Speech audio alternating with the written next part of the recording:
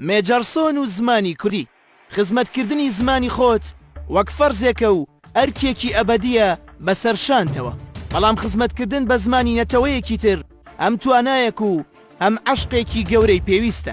مێجارسۆن نمونەیەکە بۆ بەشی دووەمی ئەو وتەیە. مێجارسۆن نێردەی تایبەتی بەریتانیا بۆ ناو حکومەتەکەی شێخ مەحموود. ساڵی 1881 لەدایک بووە. ساڵی 1923 کۆچی دوایی کردووە. وەک لە مێژوودا باس کراوە، مێجارسۆن خزمەتکاری بەرژەوەندیەکانی بەریتانیا بووە لە کوردستان. ئەم خزمەتکاریە هەرگیز بە قازانجی دۆسیەی گەلی کورد و حکومەتەکەی شێخ مەحموود نەشکاوەتەوە، بەڵام ئامادەی ئەم کەسایەتیە لە ناو شاری سلێمانیدا چەند ڕوویەکی ئەرێنی هەیە و ناکرێت نادیدە بکرێن. یەکێک لەو ڕوانە ئەوەیە کار و هەنگاوەکانی مێجارسۆن خزمەتێکی باشیان بە زمانی کوردی کردووە. مێجارسۆن و زمانی کوردی. مێجارسۆن بەر لەوەی وەک نێردەی فەرمی ئینگلیزەکان بێتە سلێمانی، وەک گەڕیدەیەک لە تورکیا و ئێران و کوردستان گەڕاوە، چوو بێتە هەر شوێنێک خۆی فێری زمانی ئەوێ کردووە. یەکەم جار کە بەر زمانی کوردی دەکەوێت لە شاری کرماشان دەبێت. لەو شارەدا 1 ساڵ دەمێنێتەوە و خۆی فێری کوردیەکی باش دەکات.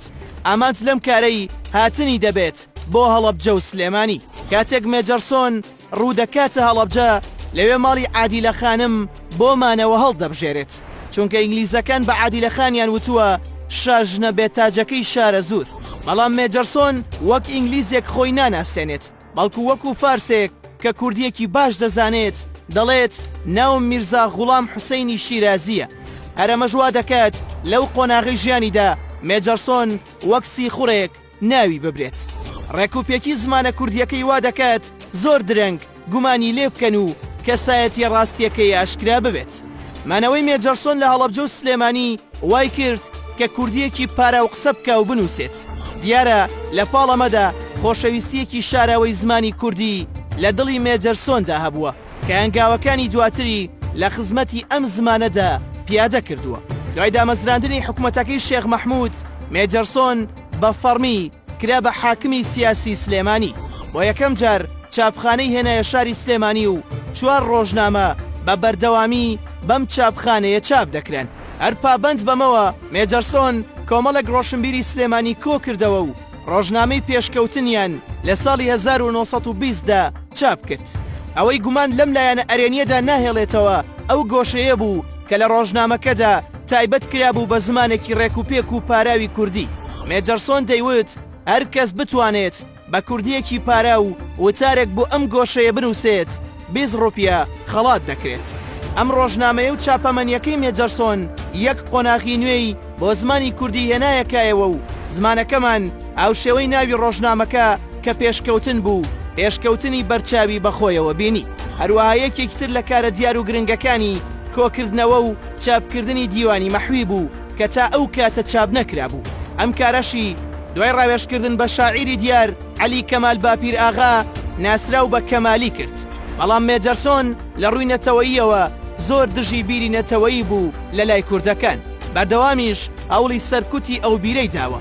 دەگەڕنەوە جارێکیان مێجارسۆن دەچێتە ناو بازاڕی سلێمانی، دەبینێت دوکاندارێک لەبەری هەڵناستێت، لی دەبرسێت تۆ کە ئەم ناسیت بۆچی لەبەرم هەڵناستیت؟ دوکاندارەکەش دەڵێ تۆ داگیرکەری و ئاینەکەم ڕێگەم نادات لەبەر داگیرکەر هەستمەوە. مێجارسۆن ئەو ڕووداوەی لە دڵدا دەمێنێتەوە و لە دڵیدا دەبێتە گرێ و پلانێکدا دەنێت کە ئەو کەسە بگرێت. دوای چەند مانگێک کابرا بانگ دەکا و پێشنیار دەکات مانگانەی موچەی بۆ ببڕێتەوە. بەڵام کابرای کوردی دوکاندار بە هەمان شێوە دەڵێت ئاینەکەم ڕێگەم نادات موچە لە داگیرکەر وەربگرم. مێجارسۆنیش دەڵێ دەی بڕۆ خوا بتکات بە قوربانی عەقڵت کە ڕەتت کردەوە، وەرت بگرتایە وام لێ دەکردیت ڕێگەی ماڵەوەت نەزانیایە. بەڵام لە کۆتاییدا بەهۆی ناکۆکیەکانی لەگەڵ شێخ مەحمووددا پێش چەند ڕۆژێک لە هێرشی ئینگلیزەکان بۆ سەر حکومەتەکەی شێخ مەحموود، مێجارسۆن سلێمانی بەجێ دەهێڵێ و کۆتایی بە خزمەتەکانی لە زمانی کوردی دادێت. لێرەوە جێگەی خۆیەتی بپرسین، گەڕیدەیەکی بێگانە لە گرنگی و گەورەی زمان تێگەیشتووە و ئەوڵی داوە بیپارێزێت. دوای تێپەڕبوونی ئەو هەموو ساڵە ئێمە چیمان کردووە بۆ پاراستنی پاراوی زمانەکە؟